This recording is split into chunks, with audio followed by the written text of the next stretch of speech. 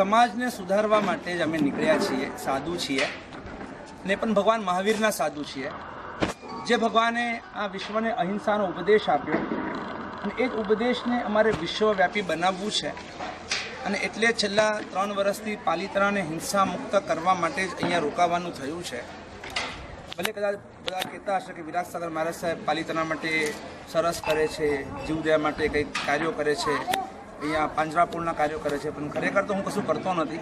જે છે આ બધાનો સાથ સહકાર છે ત્યારે જ આ બધું થઈ રહ્યું છે।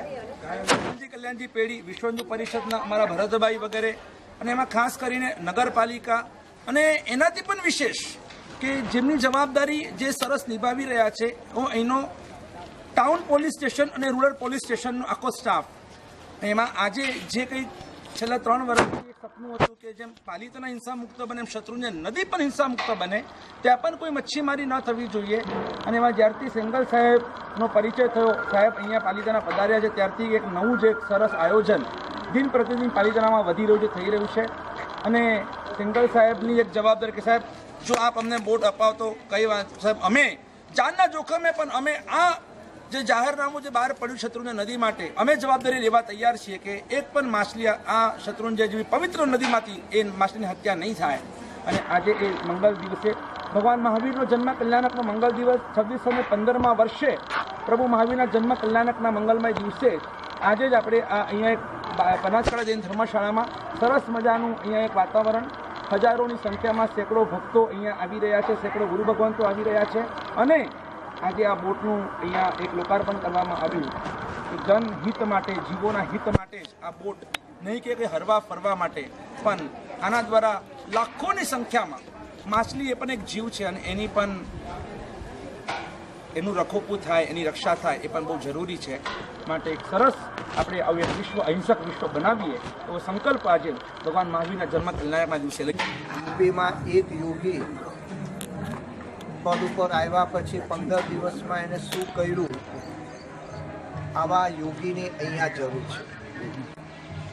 અમે ઈચ્છીએ છીએ કે તમે યોગીનો પાઠ તમે પણ ભજવો અને ખરેખર જો આવા યોગી દરેક રાજ્યની અંદર, દરેક જિલ્લાની અંદર એક યોગી હોય ને તો આ હિન્દુ સંસ્કૃતિ કહીએ, આર્ય સંસ્કૃતિ કરીએ, જે જગતની સર્વશ્રેષ્ઠ સંસ્કૃતિ છે એનો સમગ્ર વિશ્વની અંદર જય જયકાર થયા વગર રહે નહીં।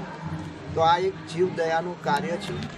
આ આર્ય દેશને તમામ ધર્મો, તમામ સંપ્રદાયો, એના તમામ સાધુ સંતો, ઋષિ મુનિઓએ અહિંસાની જ વાતો કરેલી છે। એ આપણો ધર્મ છે, આપણું જીવન છે, આપણું લોહી છે। પણ કંઈક સમયનો કાળનો પલટો કંઈક એવો આવી ગયો કે ક્યાંક આપણે પોતાના અંગત સ્વાર્થ અને લોભની અંદર આ જીવોની કરુણ હિંસાની ઉપેક્ષાઓ કરી, પણ સમય કંઈક સારો આવી રહ્યો હોય એવું પાછું લાગે છે।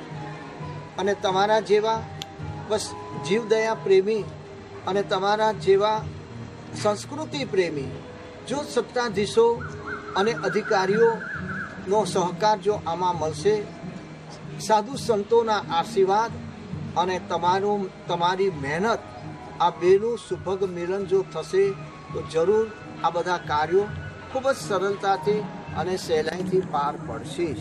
આ કોઈના માટે નથી, કોઈ એક ધર્મ માટે નથી કે કોઈ એક સંપ્રદાય માટે નથી, સર્વ ધર્મ માટે, સર્વ સંપ્રદાયની આ વાત છે અને સર્વને માટે જીવ માત્રના કલ્યાણની આ વાત છે।